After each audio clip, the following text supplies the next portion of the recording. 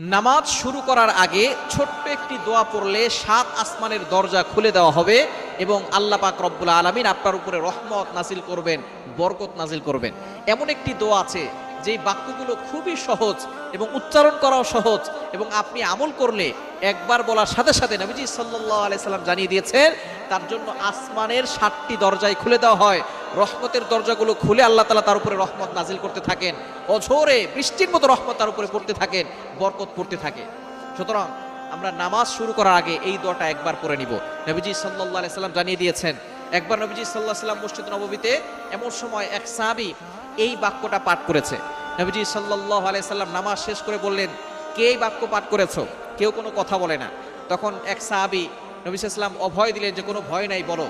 একজন সাহাবী দাঁড়িয়ে বলেন, ইয়া রাসূলুল্লাহ, ইয়া হাবিবাল্লাহ, আমার কাছে আল্লাহর প্রশংসা করতে খুব ভালো লাগে, এই জন্য আমি বাক্যগুলো বলেছি। তখন নবীজি সাল্লাল্লাহু আলাইহি সাল্লাম বলেছেন,